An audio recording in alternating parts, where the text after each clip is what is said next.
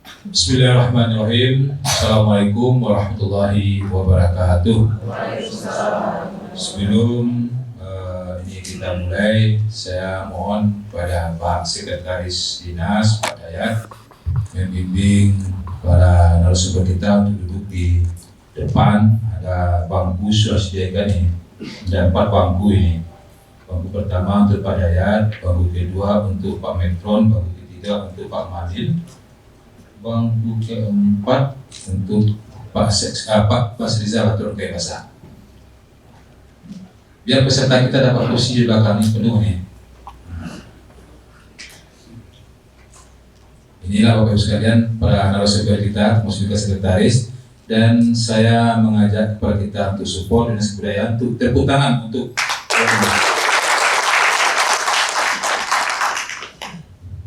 pertama-tama tentu kita kembali panjatkan puji dan syukur kehadirat Allah Subhanahu wa taala pada malam hari ini. Kita dapat bertemu dalam rangka berdiskusi banyak hal menyangkut tentang masalah adat istiadat dan budaya kita. Dan mudah-mudahan pertemuan ini akan selalu mendapat rahmat dan ridha dari Allah Subhanahu wa taala. Amin, dan menjadi amal ibadah buat kita. Dan salawat dan salam kita mohonkan kepada Allah agar tetap tercurah kepada Nabi besar kita Muhammad sallallahu alaihi wasallam. Allahumma sholli ala Muhammad wa ala Muhammad. Yang sama-sama kita hormati Kepala Dinas Kebudayaan Provinsi Sumatera Barat Bapak Dr. Jeprinal Arifin, dan juga dihadiri oleh Bapak Sekretaris Dinas Pak Dayat. Ini alhamdulillah lengkap semua ini. Juga hadir Bu Nudayanti, Kepala Bidang Warisan Budaya dan Permusiman. Beliau yang punya alih pokok ini. Dan juga hadir Bapak Aprimas, tim ahli warisan budaya. Di belakangnya Pak Primas ini paling bermasyarakat ini. Beliau sebetulnya pengide gagas kegiatan kita ini. Kebetulan di bulan Mei kemarin sudah punah fakti ya, pensiun dari dinas, tapi masih tetap konsisten dan mensupport Dinas Kebudayaan. Terima kasih Pak Primas. Juga hadir para narasumber kita, Buya Zuhairi Abdullah, dan juga ada Pak Irwan Malin Basa hadir. Ini terlatar juga nih kalau nggak salah, dengan Pak S. Metron yang kedinginan kayaknya nih dari Padang ke sini kabarnya naik sepeda, maka sampai sekarang belum efek ini. Ada juga tamu terhormat kita Bapak Rizal atau Rukai Basah. Ternyata juga ini sohib saya, abang saya, seperjuangan saya juga, sama-sama dulu di PBB. Beliau Ketua PBB Terdatar, saya Ketua PBB Payakumbuh.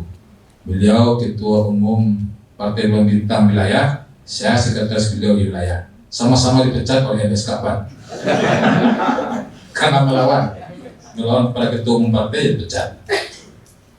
Tapi kalau Pak Bas, Pak Datuk nggak ada risiko. Saya punya risiko harus PAW habis itu setahun.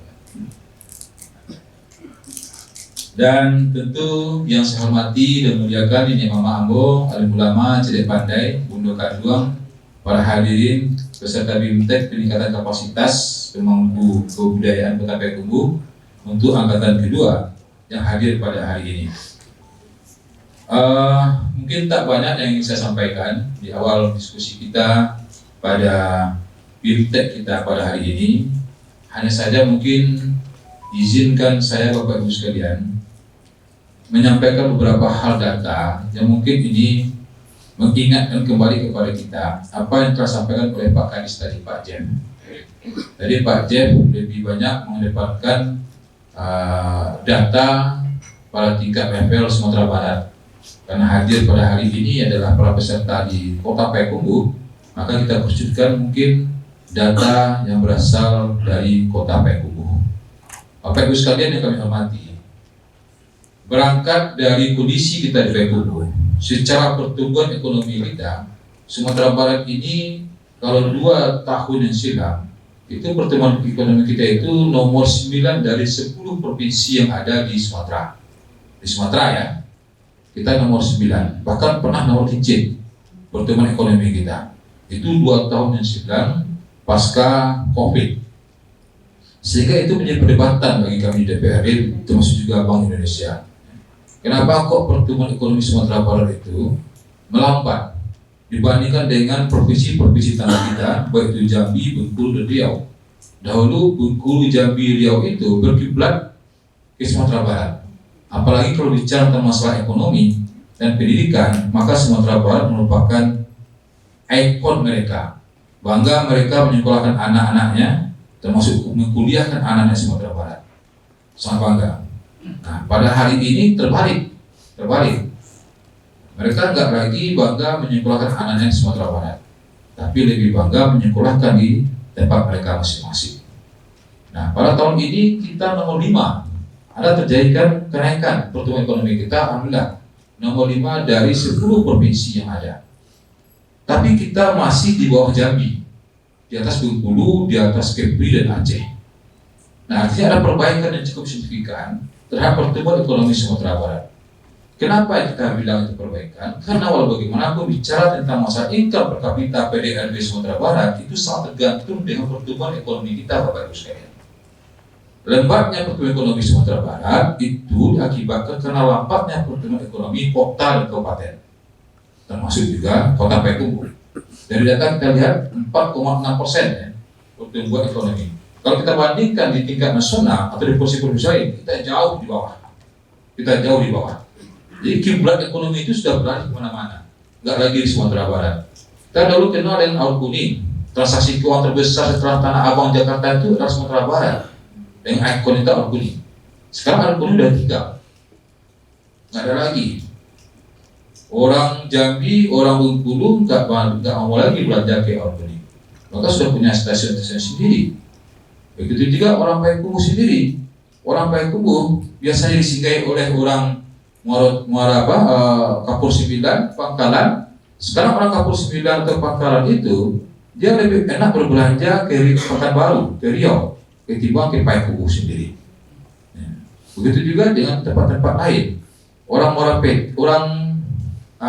Suliki itu lebih enjoy berbelanja di Bukit Tinggi ketimbang di Payakumbuh. Saya sebagai pelaku ekonomi di Payakumbuh, punya kadang juga di pasar Payakumbuh, mengetahui persis tentang masalah itu.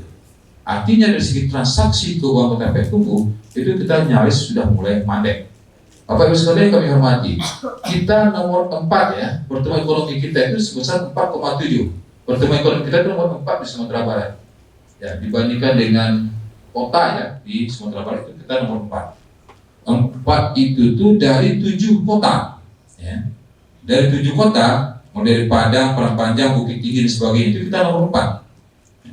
Nah seharusnya ini nggak perlu terjadi. Kenapa? Payakumbuh itu tempat transit, tempat persinggahan, transaksi keuangan itu lebih banyak berada di kota Payakumbuh setelah Bukit Tinggi.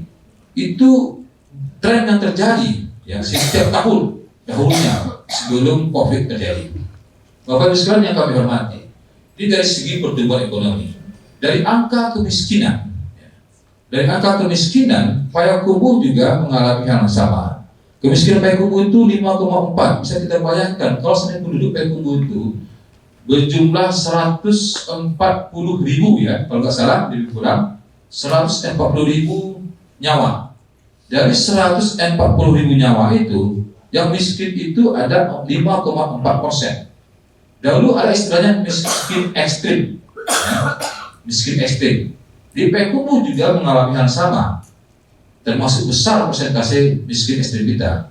Tapi laporan terakhir dari Dinas Sosial Kota Payakumbuh, ini miskin ekstrim sudah bisa diantisipasi kedua karena ada bantuan dari pusat kemarin.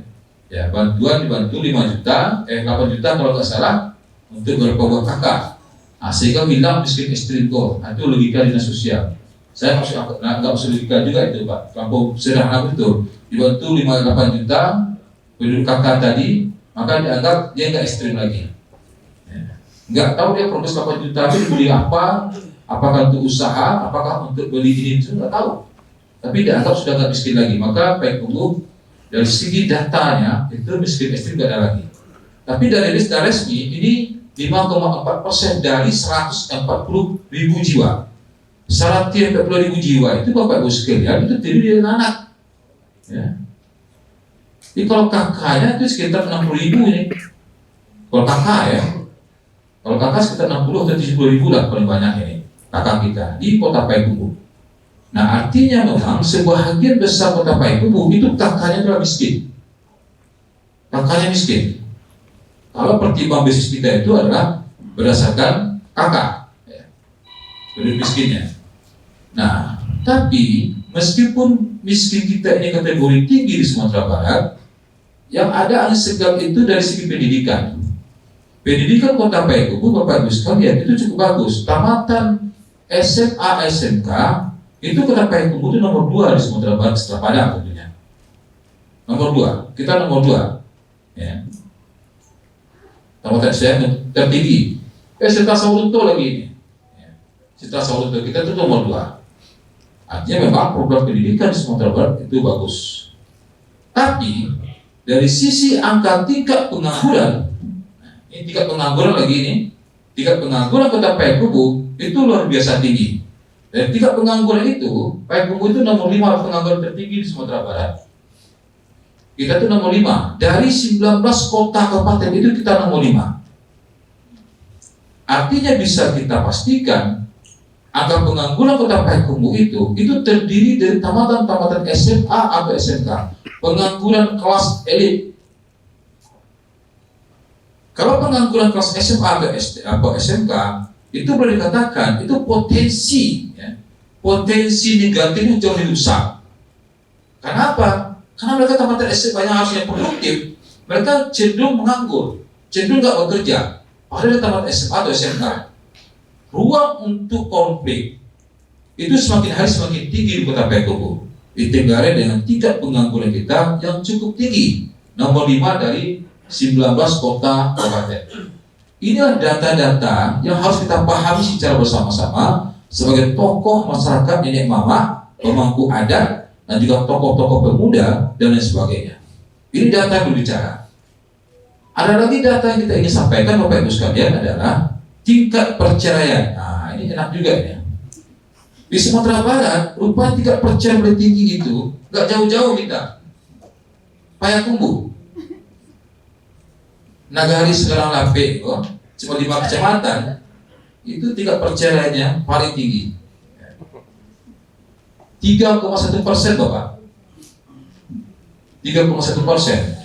Dari data pengadilan tinggi negara, pengadilan tinggi agama yang kemarin dia sudah diskusikan 1 tahun yang silam, rupanya yang bercerai itu lebih banyak itu adalah ASN. ASN dan yang minta cerai itu adalah perempuan. Pelabuhan meninggalkan kapal sekarang. Kenapa? Karena mungkin secara mental, lingkungan, ya, mereka nggak siap. Ya mungkin tipe-tipenya nikah sama-sama pegawai honor, tahu istrinya udah tiba P3K kan, maksud P3K, ala gaji tinggi, karena tunjangan sebagainya. Soalnya honor-honor dulu kan, gua udah makin hari rokok semakin banyak aja, nah gaji siko aja lo, saya oleh itu real. Kalau seandainya tingkat perceraian tinggi di sebuah kota, maka alamat itu tidak akan nyaman kehidupan kita di sebuah kota. Kenapa? Karena banyak, mohon maaf, janda dengan tanda kutip. Kita nanti bisa alihkan nanti bagaimana perspektif janda di mata Islam oleh Buya Zuhairi nanti ini. Bapak Ibu sekalian, dari segi ketergantungan, ini candu lagi ini. Kita bicara candu seperti mana yang disampaikan oleh Pak Kadis tadi. Seberapapun hebat kita, seberapapun pintar otak kita, dan seberapa cerdasnya otak kita, tapi kalau pintar dan cerdas kita tadi itu sudah diresapi oleh penyakit yang bernama candu, maka itu akan hilang semua. Enggak ada lagi kepintaran itu, habis terkikis.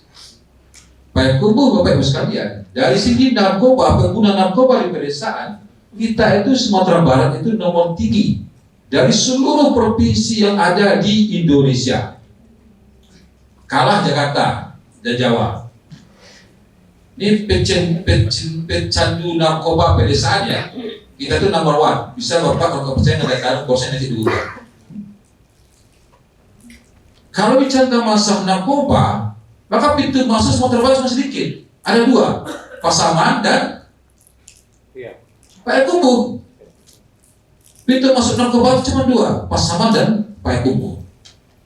Maka peredaran candu tadi itu lebih banyak berada di daerah Pasaman dan juga di daerah Payakumbuh 50 kota. Peredaran candu situ.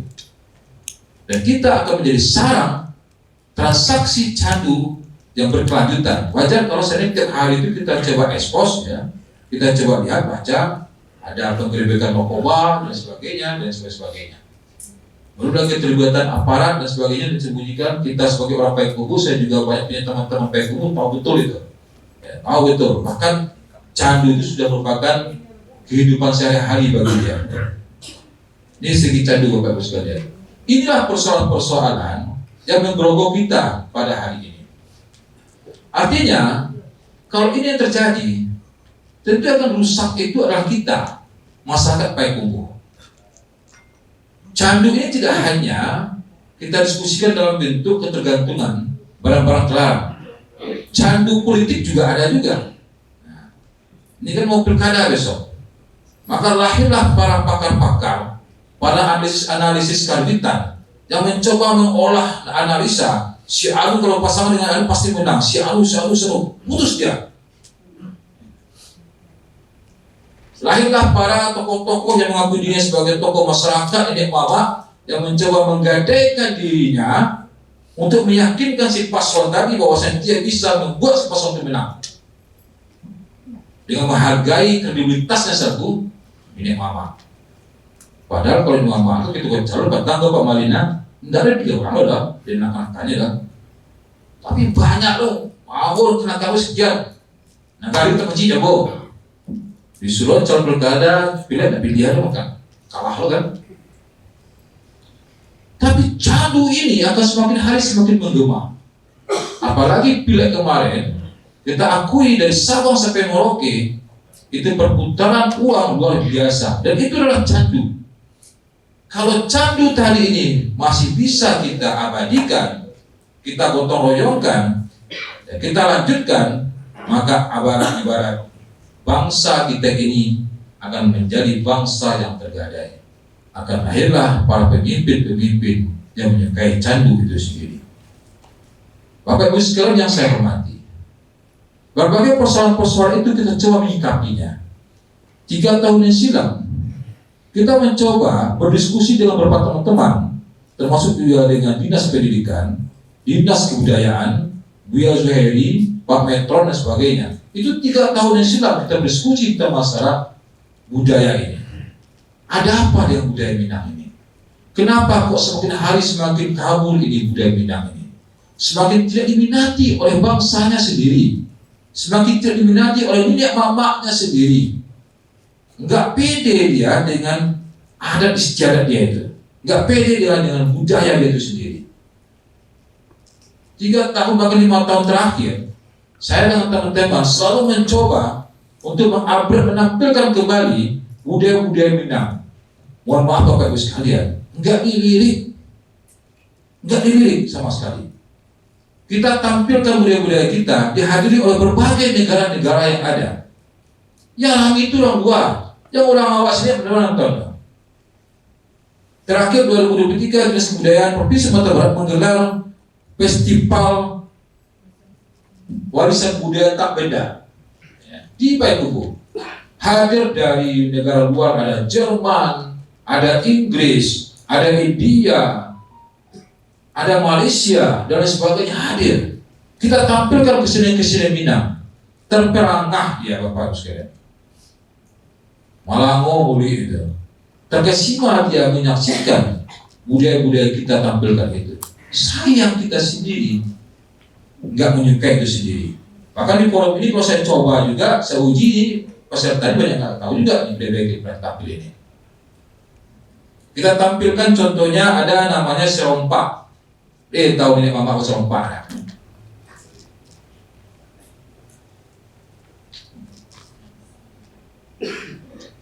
Serompak itu kesenian kita yang hampir musnah kemarin. Nggak ada lagi serompak itu. Kalau istilah Pak Buya ini serompak itu kesenian mamike nagadi ya, biaya. memikir anak kami. Ada unsur mistisnya di situ. Kecil Pak Mentor ada unsur mistisnya. Kita tampilkan itu. Luar biasa Bapak Ibu sekalian sofa itu. Sangat luar biasa.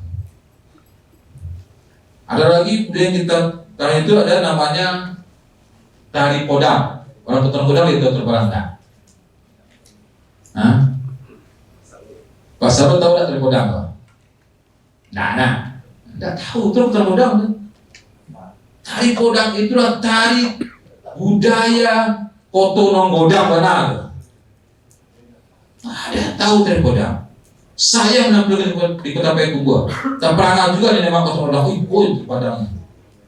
Tahu. Ada Basi Jombang. Basi Jombang ini Bapak Ibu sekalian, dia punya alat musik apa namanya? Kecapi ya. Nah, cuma satu orang tinggal lagi.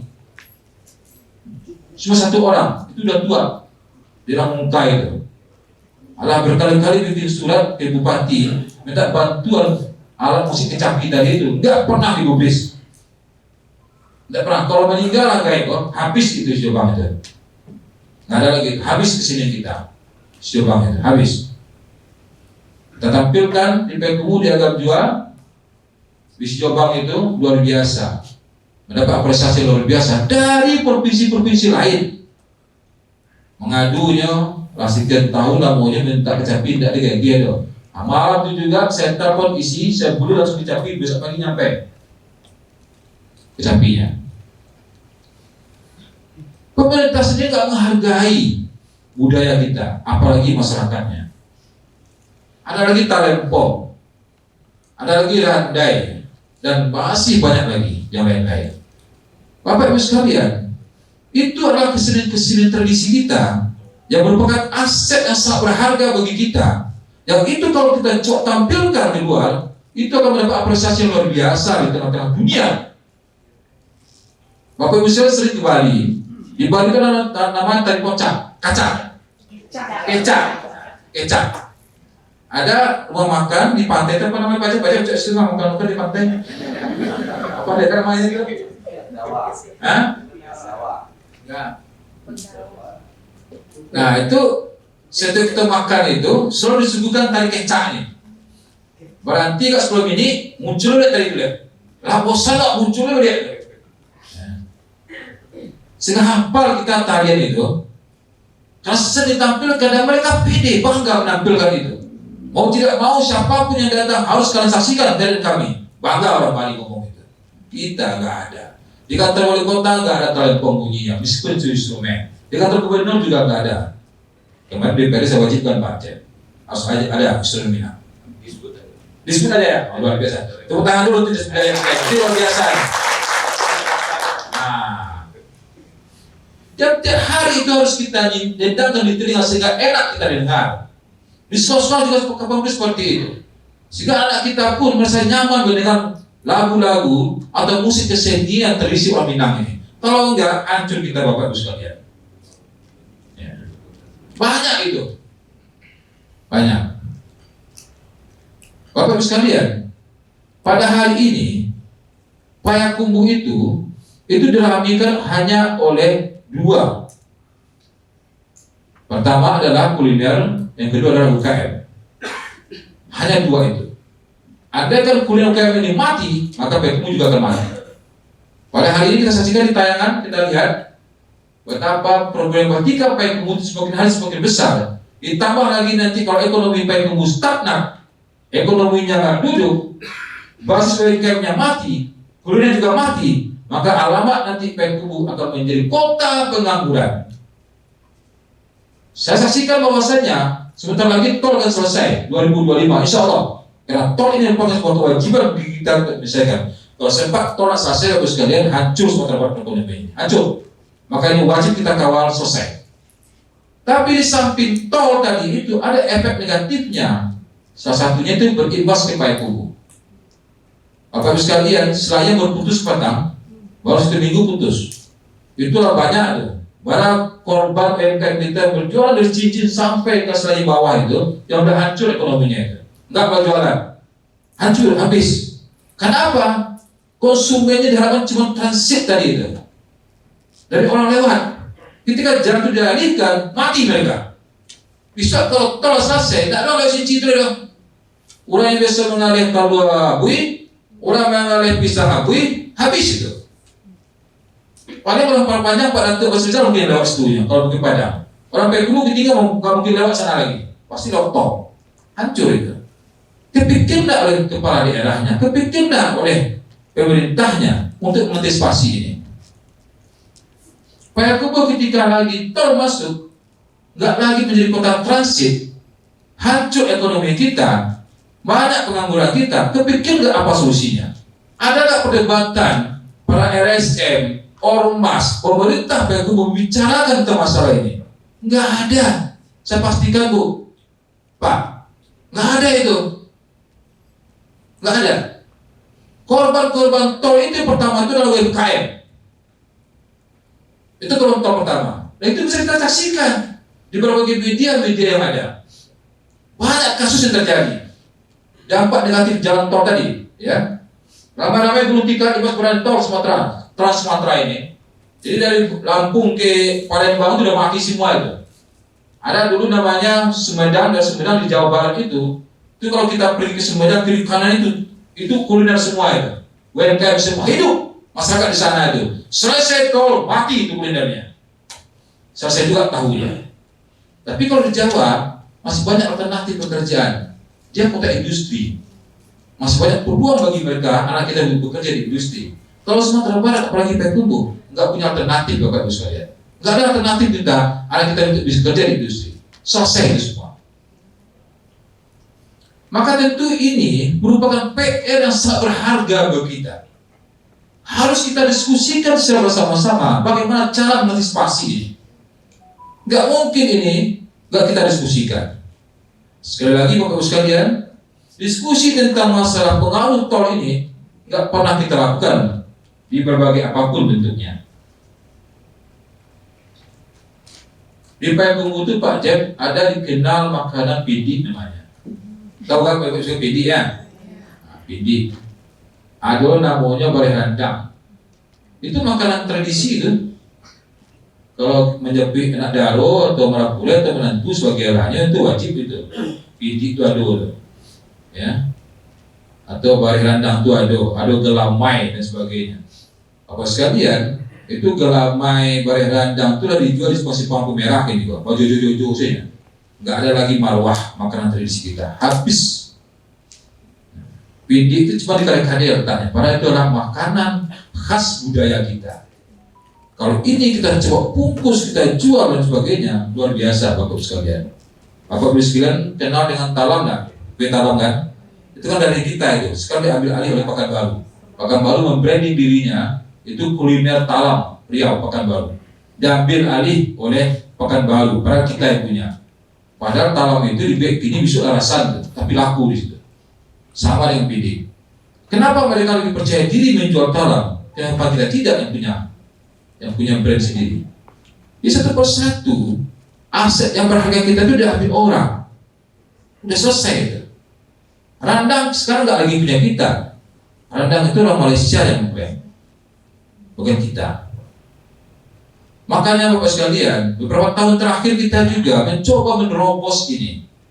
Ya. Saya bikin perkumpulan UMKM Kota Payakumbuh. Beberapa UMKM kita bina dari UMKM kelas rendah kita bawa. Kita bawa ikut Expo di Malaysia. Kita bawa ikut Expo di Jakarta.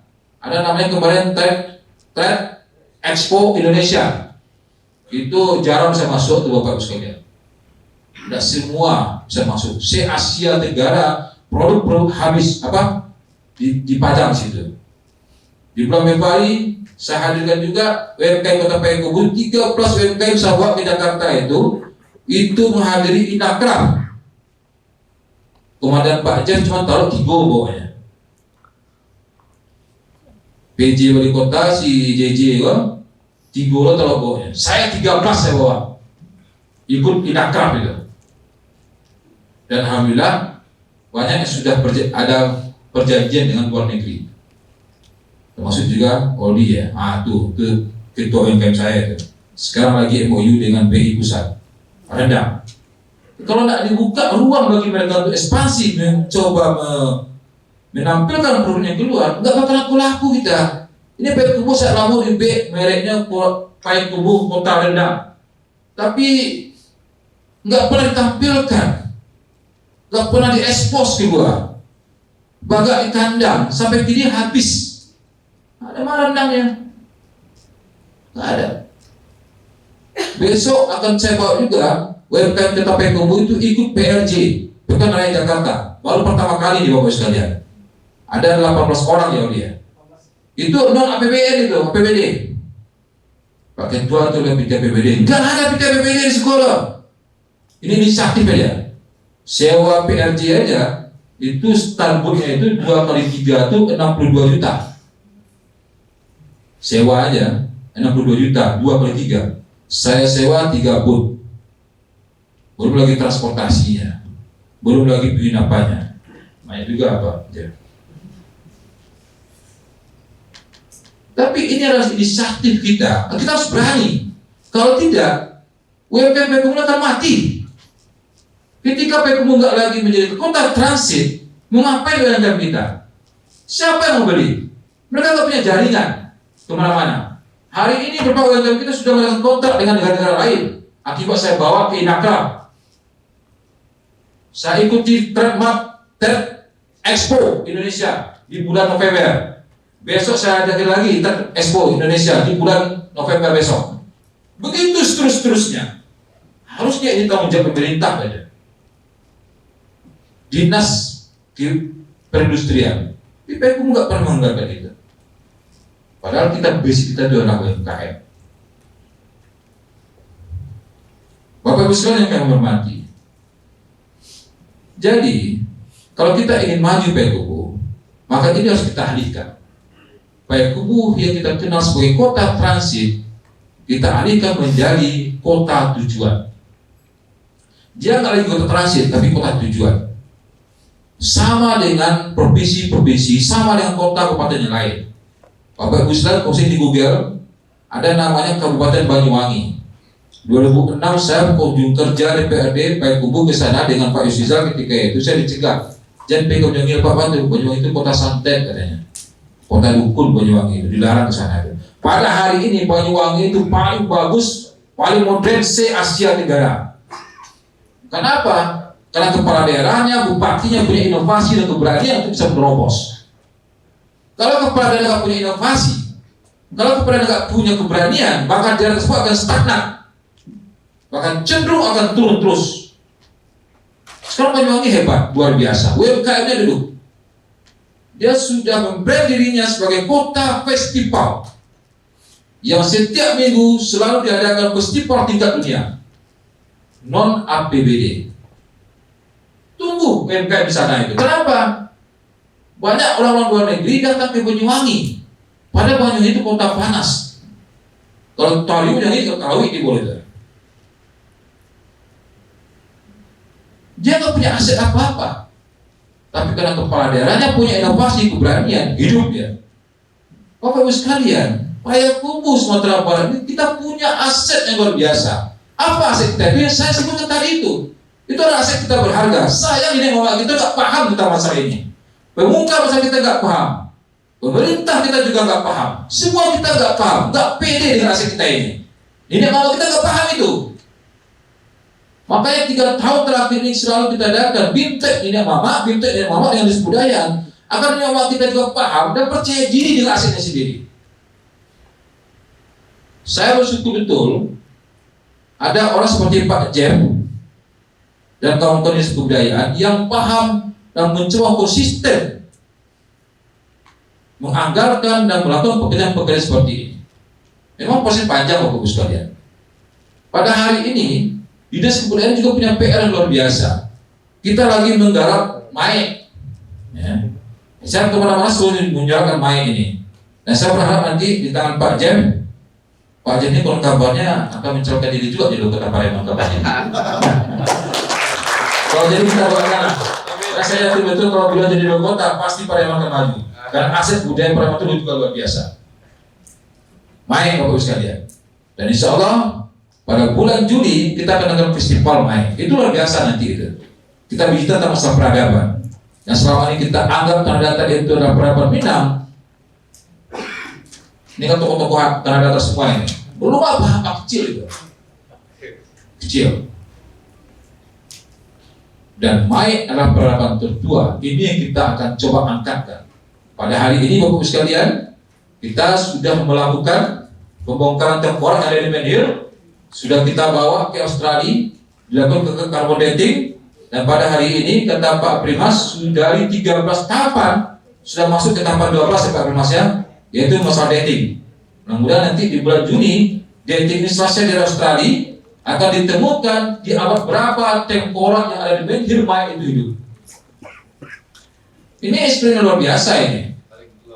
Paling tua. Itu peradaban. Kenapa? Tengkorak yang di Mai itu ada ribuan.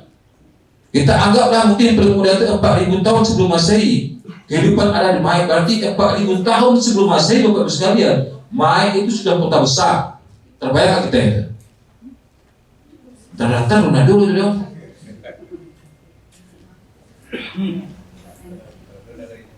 Dari tua dong. Itu paling mudah itu. 4.000 tahun sebelum Masehi. Kita ada lagi penelitian dengan UNP. Waduh luar biasa Bapak Ibu sekalian. Insya Allah nanti akan gempar dunia ini. Kenapa? Peradaban tertua pasca Nabi Nuh itu berada di kampung kita, namanya Mai.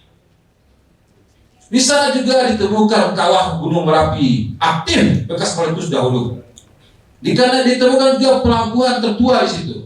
Banyak rahasia-rahasia misteri-misteri Mai yang akan kita bongkar. Tapi yang jelas ketika carbon dating itu selesai, ini maka ini akan terbongkar rahasia Mai itu semua.